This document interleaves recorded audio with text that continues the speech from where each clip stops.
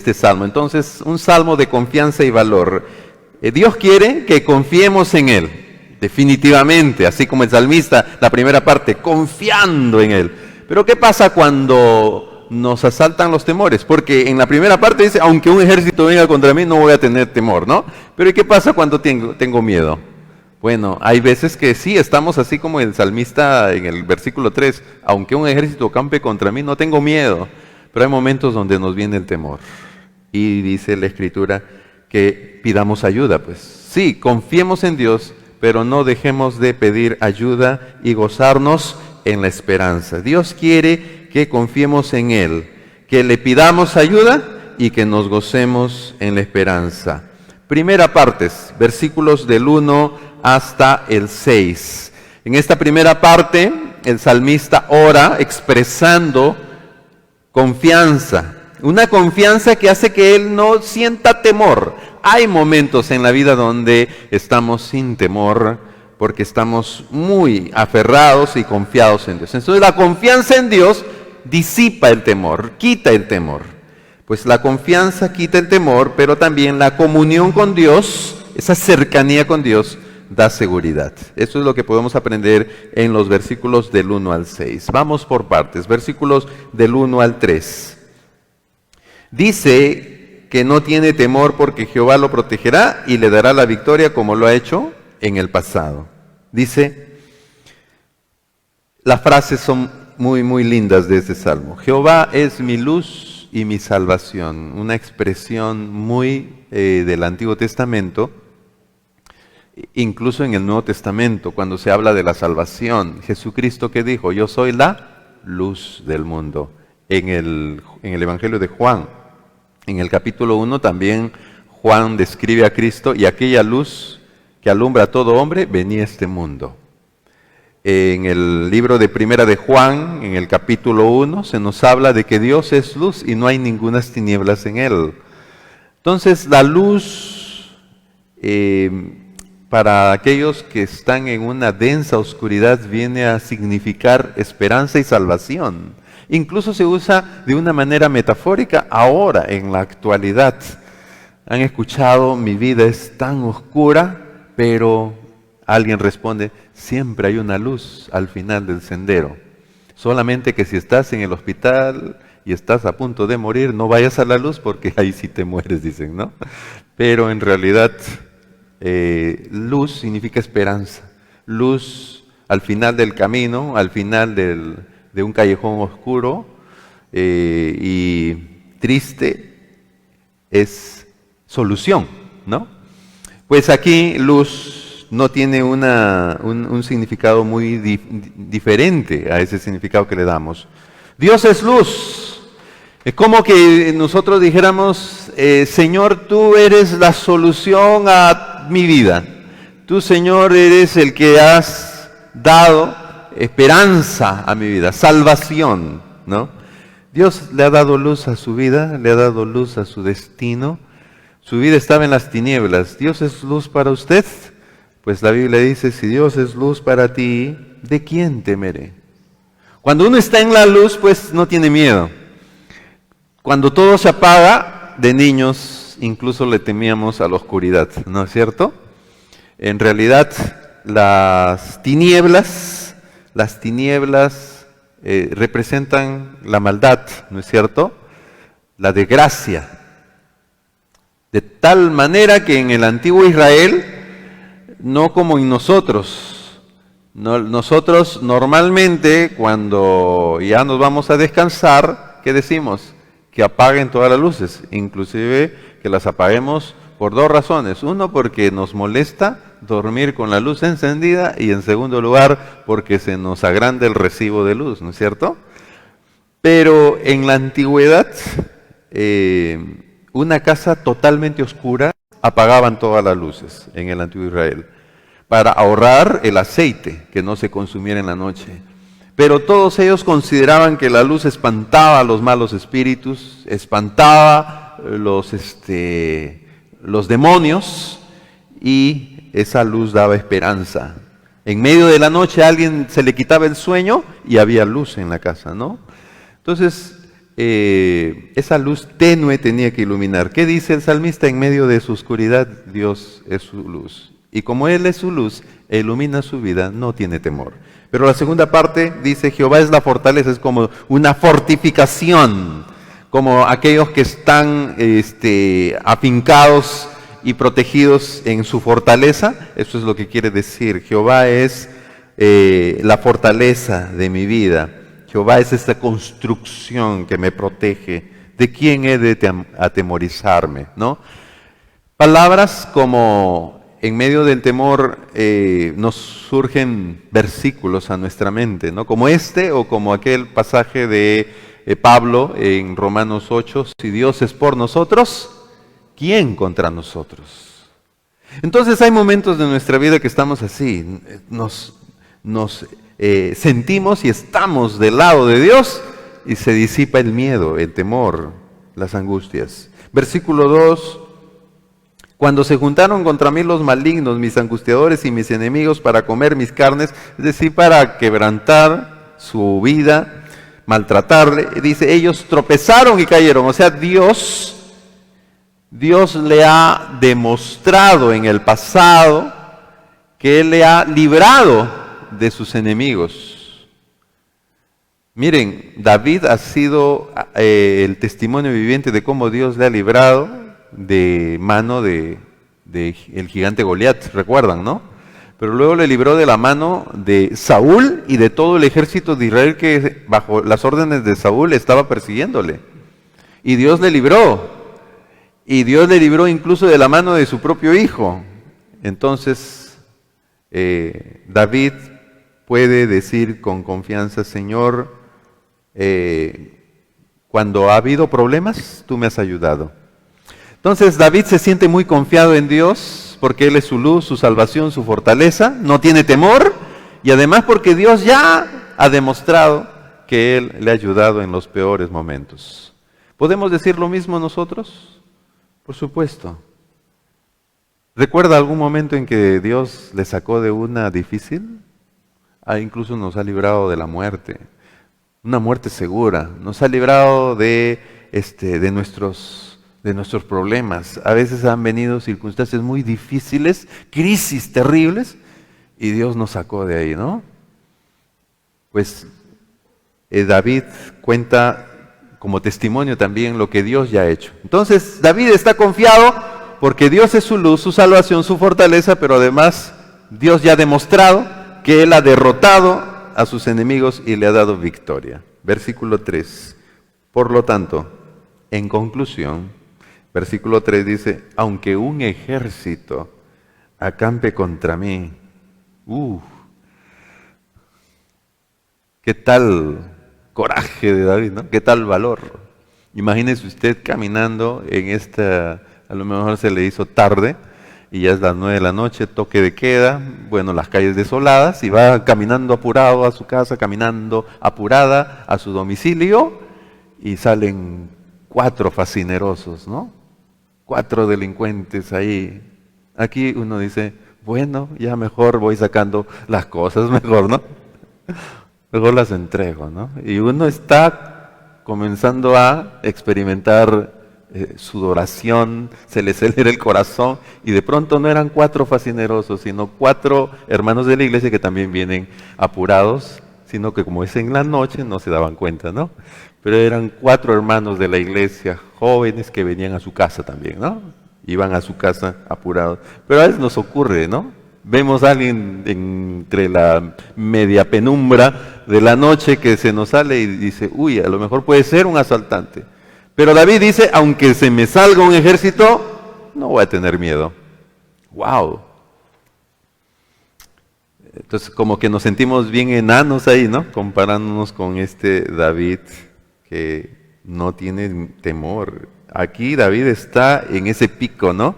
Que a veces nosotros también estamos ahí bien aferrados a Dios, sin ningún temor, aunque un ejército. Porque una cosa es cantarlo, decirlo poéticamente, pero cuando leemos la historia de David, David sí estaba siendo perseguido por todo un ejército, pero en medio de ahí, escondido en las cuevas, ¿cómo estaba David? ¿Estaba temblando de miedo? No, estaba confiado en el Señor. Aunque venga Saúl con todo su ejército, no estaré con miedo.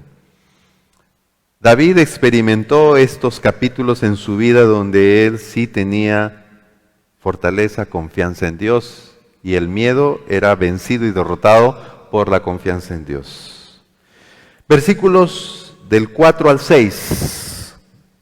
Expresa su deseo de permanecer en el santuario, donde encontrará un lugar seguro y una oportunidad para la celebración de alabanza. Ahora estos versículos son muy, muy lindos, estos versículos del 4 al 6. Miren, son fantásticos. Dice, una cosa he demandado a Jehová, o sea, le he pedido con fuerza al Señor, ese énfasis. Esta buscaré, miren el anhelo de David, que esté yo, ¿en dónde? En Punta Sal. Así le dice, ¿no? Señor, una cosa te he pedido, mándame a Hawái los domingos nomás, dice, ¿no? Todos los días de mi vida. Claro, para nosotros se pierde un poquito un detalle de la fuerza de esta expresión de David. ¿Por qué? Porque David era de la tribu de Judá. Por más que sea rey, él no tenía autorización de estar todos los días en la casa de Jehová sirviendo como un levita, porque él no pertenecía a la tribu de Leví. Pero él prácticamente está diciendo, Señor, hazme como parte de los sacerdotes, que ellos sí tienen ese privilegio de estar todos los días. Qué glorioso es estar todos los días en tu casa. Miren hasta qué punto llega en su vida espiritual David, ¿no? Hay momentos donde decimos, uy, qué pena, todavía no es domingo, ya quisiera ir a la iglesia. Me pican los pies, pero para ir a la iglesia, ¿no? Pero hay otros momentos en que decimos, uy, es domingo, ay, otra vez, bueno, tendré que levantarme, ¿no? Pero en este momento de su vida, David tenía, pues, confianza en Dios y anhelaba siempre esa comunión con Dios. Estaba así, ¿no? Él quería estar todos los días de su vida. Pero noten a continuación, versículo 4, ¿para qué? Para contemplar la hermosura de Jehová e inquirir en su templo. Él estaba allí queriendo conocer, esa es la idea, ¿no? Queriendo conocer más a Dios, ¿no? Que dicen o se dicen estar perdidamente enamorados el uno del otro, dice, ¿no? Pueden estar ahí sin decirse nada, contemplándose, ¿no? Estar mirándose a los ojos, embelesados. Uno les pasa la mano por delante de sus ojos y no se desconcentran, ¿no? ¿Por qué? Porque están embelesados, contemplando la hermosura, ¿no es cierto?, de la otra persona. David dice, eso lo experimento pero con Dios. O sea, yo estoy embelesado, él está enamorado, para utilizar una expresión que pueda ayudarnos a entender el punto de David. Él está apasionado por Dios. Él lo veía hermoso al Señor, ¿no? Atractivo. Saben, yo sé si hay gente que si ve caminar a su político favorito y está por ahí cerca, uy, ¡fua!, ¿no? Y un selfie.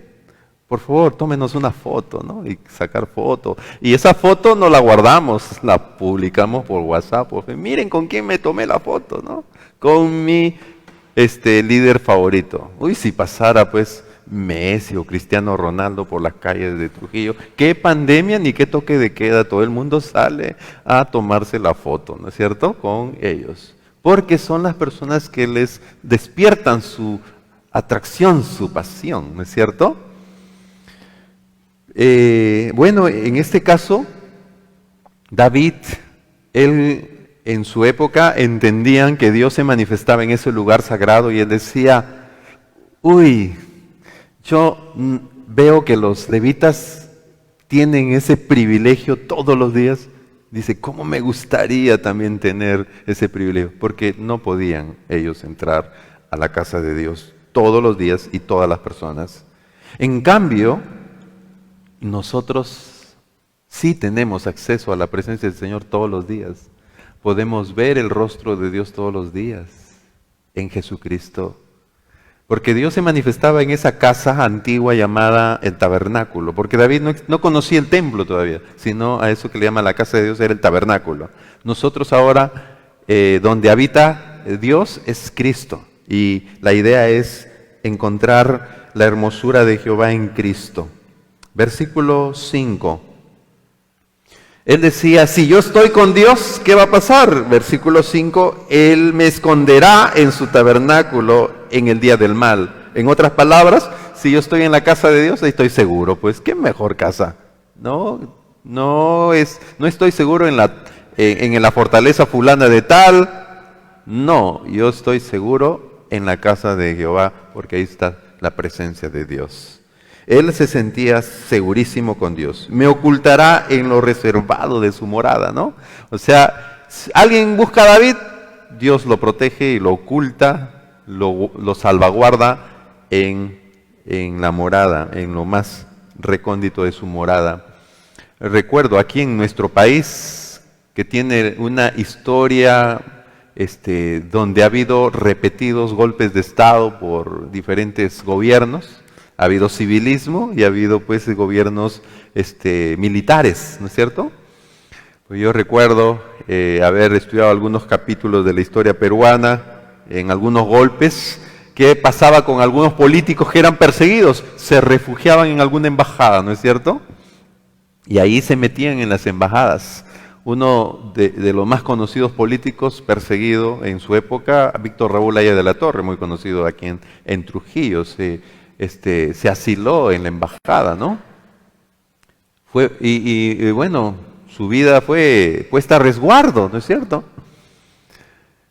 Es como que David estuviera viendo a Dios como el asilo, se sentía seguro. Buscas un refugio, es en Dios. Era su refugio y estaba ahí en alto, es decir, está firme, nada le va a poder derrocar ni tumbar. Versículo 6, luego levantará mi cabeza sobre mis enemigos que me rodean, es decir, le va a dar la victoria sobre sus enemigos. Levantar la cabeza quiere decir que el Señor va a hacer que David termina el versículo 6 diciendo, yo sacrificaré en tu tabernáculo sacrificios de júbilo, cantaré y entonaré alabanzas a Jehová. ¿Cómo termina? Cantando a todo pulmón, victoria, ¿no? Es bonita esta primera parte. Pero ahora viene el otro lado de la vida, ¿no? Sí, hay capítulos en nuestra vida cristiana que son muy similares. Estamos confiados en Dios, estamos nosotros refugiados en Dios y estamos nosotros cantando y alabando a Dios. Pero hay momentos donde se nos van las ganas de cantar, estamos atemorizados y estamos nosotros más bien sintiéndonos solos. Versículo 7. Miren ahora el cambio. Por eso dice, ¿qué tal cambio? Miren, oye, oh Jehová, mi voz con que a ti clamo. Ten misericordia de mí y respóndeme. ¿Qué pasó con el que estaba diciendo, aunque un ejército acampe contra mí? Lo encontramos ahí de rodillas. Señor, ayúdame.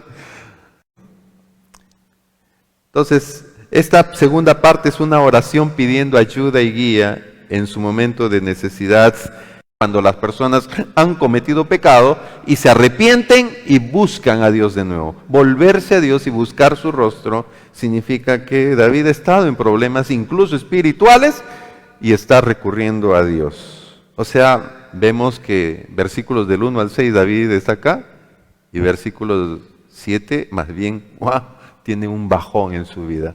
¿Alguna vez le ha pasado a usted? Pues, todos, ¿no? Pasamos por capítulos así. Como que está haciéndonos el Señor un auscultamiento de nuestro propio corazón.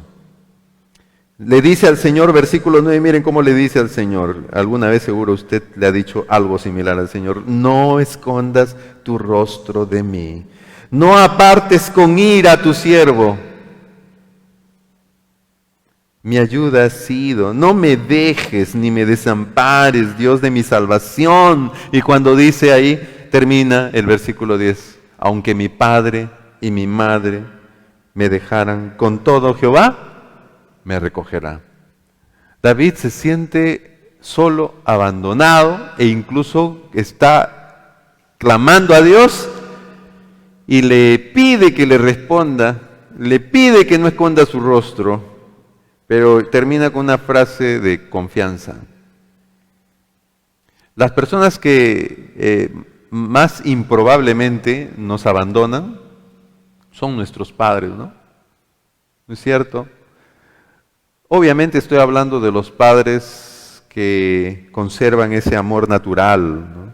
Porque hay gente desnaturalizada, como en nuestras sociedades modernas, madres que no tienen ningún reparo en asesinar a sus bebés no nacidos, ¿no? Como son las sociedades modernas. Muy similares a las sociedades antiguas, desalmadas con respecto a los bebés. Pero hermanos, aquí vemos que los padres normalmente ayudan a sus hijos. Pero él dice, aunque mi padre y mi madre me dejaran, o sea, como diciendo, si hubiera la posibilidad, que es bien difícil que las personas que más te aman en este mundo son tus padres, que te abandonen, pues el que no te va a abandonar es Dios. Bueno, David, miren, son frases de una persona, David, bien vulnerable, ¿no? Muy parecido a nosotros, la situación. Versículos del 11 al 12, David pide que Jehová le enseñe el camino a seguir a causa de sus enemigos y que lo libere de los testigos falsos que profieren violencia contra él, ¿no? Miren, versículo 11 y 12, enséñame, oh Jehová, enséñame tu camino. Eso ya lo habíamos, por el camino recto no tendré enemigos, pero parece que él, como vimos, él ha buscado el rostro de Dios porque David también había tenido momentos en su vida que se había desviado de los caminos de Dios, ¿no? Si uno lee la historia de David, se da cuenta que efectivamente, sí, David, ese David que estuvo ahí con solamente su onda enfrentando a un solo filisteo gigantesco, luego lo vemos a David que tiene que hacerse el loco, fingir y incluso botar saliva y ensuciarse la barba para parecer un loco, para escapar de los filisteos, recurrir a acciones desesperadas, porque estaba controlado por el miedo, ¿no? Hermanos, es que sí, David lo vemos un hombre confiado en Dios, pero también es un hombre que tenía sus derrotas y sus flaquezas. También le vemos a David que enfrentó a tantos gigantes, cayó y sucumbió ante los deseos sexuales, ¿no es cierto? Y cometió adulterio. Vemos un David que tiene momentos de luz, pero también momentos de penumbra en su vida. Y aquí vemos que él le pide a Dios, ponme en el camino correcto para que yo me aparte de los enemigos. Dice, a causa de mis enemigos, versículo 12, no me entregues a la voluntad de mis enemigos, porque sea 14, versículo 13, expresa su confianza de que Dios le va a bendecir. Dice, hubiera yo desmayado si no creyese que veré la bondad de Dios en la tierra de los vivientes. Algunos lo han interpretado en que David está diciendo aquí, la tierra de los vivientes. ¿Cuál es la tierra de los vivientes? ¿Dónde están los vivientes? Aquí, ¿no? Porque somos nosotros los seres vivos, los vivientes. Somos vivientes. Entonces, algunos han entendido que es la tierra de los vivientes. Pero otros han entendido vivientes en el sentido aquellos que han recibido la vida más allá de la vida, ¿no? Entonces la tierra de los vivientes es el reino futuro milenial donde están los creyentes resucitados. Algunos piensan de esa manera. Sea cual sea la interpretación que se le dé, lo que sí está seguro David es que él está plenamente convencido y confiado en que Dios es bueno. ¿Dios es bueno, hermanos? Aunque a veces parece que lo dudamos, como que sí es bueno, pero como que a veces le gana la ira, decimos, ¿no?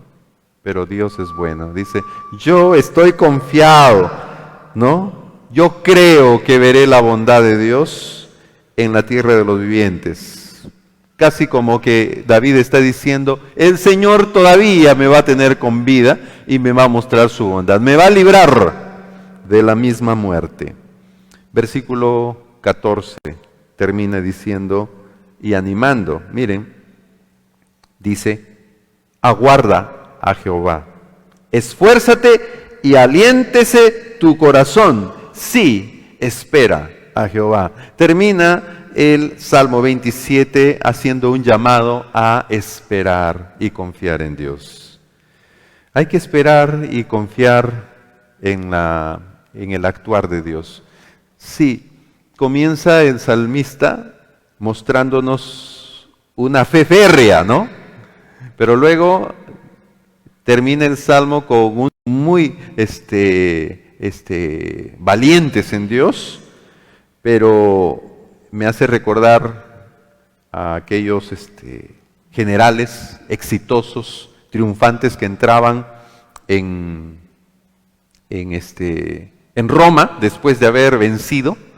Entonces se hacía toda una especie de corso, un desfile triunfal, y entraban en Roma e iba el general romano como auriga ahí arreando sus caballos, ¿no?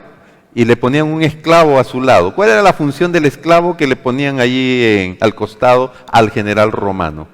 Le decían al esclavo que le haga recordar al general lo siguiente. Le decían, acuérdate que eres hombre. Acuérdate que eres hombre, ¿no? ¿Por qué? Porque el éxito puede cegarnos y decir, sí, nada me podrá vencer. Pero hay momentos en la vida que Dios permite que experimentemos también por esa confianza y ese entusiasmo. Pero recuerde, se fueron, ¿no es cierto? Y algunos sin poder decirles un adiós. Cuán frágil es la vida humana, la economía humana, ¿no? Las cosas materiales, ¿no? Todo se esfuma. Entonces, la segunda parte de este salmo nos hace recordar, sí, hay que recurrir a Dios, seguir dependiendo de Él y tener paciencia y esperar en el Señor.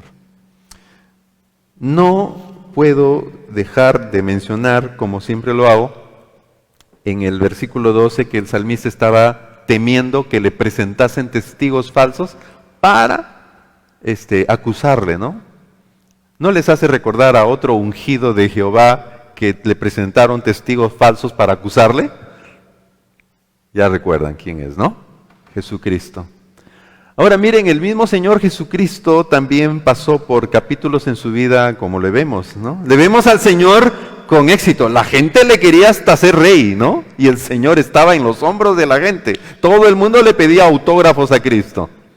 Pero vemos, por otro lado, a Cristo en Getsemaní, sudando, y le salían gotas de sudor y sangre por el tremendo estrés que estaba sufriendo. Cristo sufriendo esa clase de sentimientos, sí, así dice la Biblia. Dice, Señor, aparta de mí esta copa, pero que no se haga tu voluntad, no mi voluntad, sino la tuya. El Señor Jesucristo también clamando al Señor, y le pusieron testigos falsos, y le acusaron, y Él fue a la cruz, pero Cristo sí se levantó entre los muertos, y Él visitó aquí a sus discípulos y estuvo entre los vivos. ¿Qué le dijo el ángel? ¿Por qué buscáis entre los muertos al que vive?